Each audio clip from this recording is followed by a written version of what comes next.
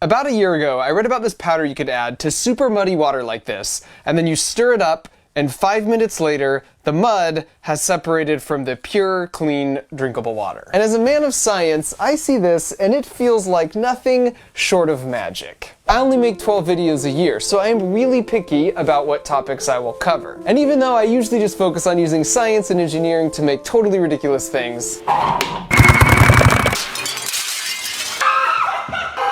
at least once a year, I try to make the case that these same science and engineering principles are also being used to actually change the world for the better. For example, last year I met with Manu Prakash from Stanford, who was disappointed to realize the typical microscope and centrifuge to diagnose malaria costs tens of thousands of dollars and needs to be plugged in. So he invented a paper microscope and a paper centrifuge that costs 68 cents. They can diagnose malaria and require no electricity. So today we're gonna find out how this was invented, how the heck it works, and how it's being used to help people all around the world. But first, to demonstrate this isn't some kind of smoke and mirrors trick, I located the nastiest water I could find near my house and met up with some intrepid field scientists. Today I'm joined by my friends Cole, Caden, Rainey, and Max. I promised them they could be in a video, but I didn't tell them which one or what we'd be doing. And here's the deal, guys. We need to go into that pond that's all gross and nasty and fill it up with muddy water. Can you do that?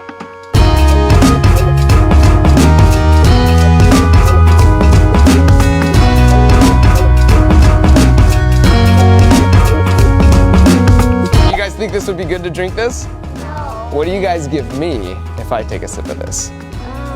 20 bucks. 20 bucks? Okay. We're not gonna do anything to this one, but I'm gonna do something to this one so then we can compare the two, okay? So I'm gonna take a little bit of this powder, I'm gonna put it in here.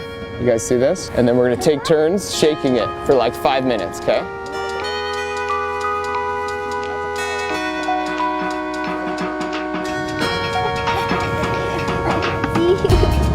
Let's see what happens. That looks better. Looks better. Yeah, that looks really better.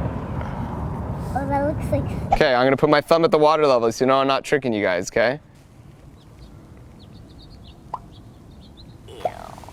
Ew. Some high quality H2O right there. All right, where's my 20 bucks, Rainey? Mommy.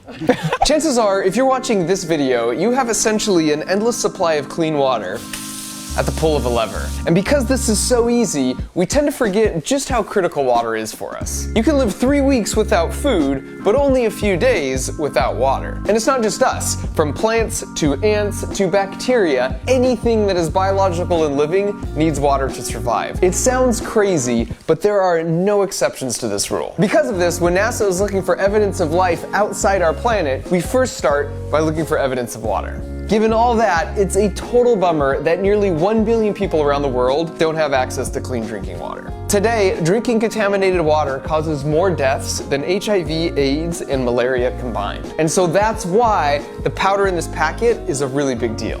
It was invented by a guy named Philip Suter. He's a laundry scientist at Procter & Gamble who was originally trying to figure out a way to separate dirt from used laundry water. And I want to be clear here, they are not sponsoring this video in any way. I just think what they're doing is really awesome and they deserve some credit. So I was actually able to track Philip down and he told me all about how it worked. So essentially there's three processes. There's coagulation, then the next phase is flocculation, and then the last piece is the disinfection. You start with clean water like this, but now it's all brown because it's filled with lots of dirt particles, parasites, and bacteria. So you dump the powder in the water, and as Phil explained, the coagulant part of the powder goes to work first. It's basically seed crystals that are positively charged, and because the dirt in the water is negatively charged, these seed crystals act like dirt magnets. These dirt magnets grow until they're each about 1 millimeter in size. The next part of the powder to activate is the flocculant, which is a polymer which you can think about as having huge long arms that wrap up all the little dirt magnet clumps, and now they form bigger chunks as large as a centimeter. And these chunks now are so big, they're just slightly more dense than the water, which means they sink to the bottom.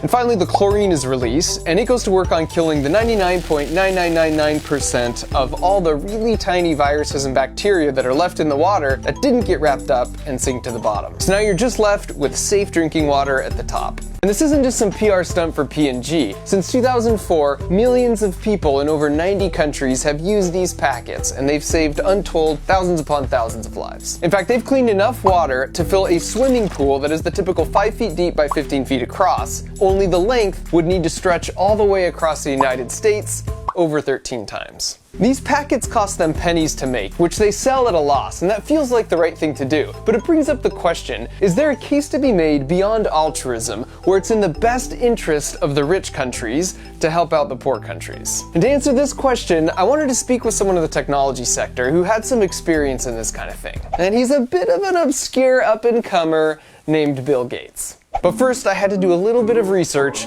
in order to get myself up to Seattle.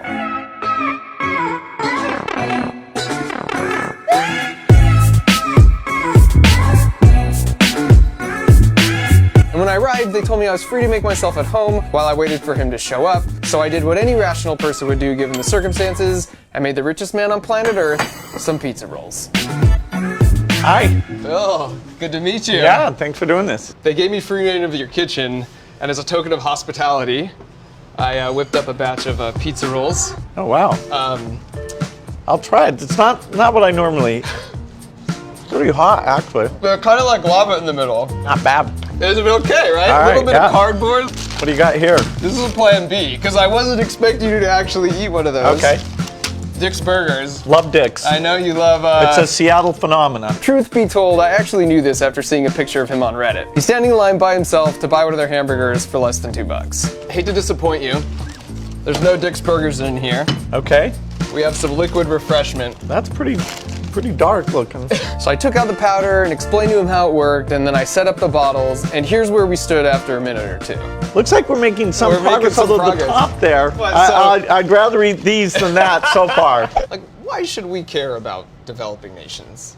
Well, the amount of resource that rich countries spend in helping poor countries is pretty small. It's well less than 1% of their budget. I defend that because that money is so impactful. You're saving lives for less than $1,000 per life saved. If you help a country lift itself up, then countries like Indonesia, Vietnam, India get successful enough, they grow their economy so they no longer need aid, they graduate. Okay, look at this. Yeah, it's amazing the way that a small Isn't it crazy? amount of this thing. It's like magic. And I liked his answer that basically teaching a man to fish is better than just giving a man a fish. What about the extreme case of a person who's just super self-absorbed who might think, I just don't care if a poor country has a fish or not. It doesn't affect my daily life. I asked what he would say to that person. The benefits are strong, even if the pure humanitarian, empathetic part isn't the key reason. So then Bill told me two main reasons we should try and help developing nations, even from a selfish standpoint. The first is for our own safety. If a poor country receives aid, it fosters education and economic opportunity, which makes it more stable. And there's less of a reason for people to become desperate, which is a breeding ground for radical ideologies and terrorism. All America's top generals agree that foreign aid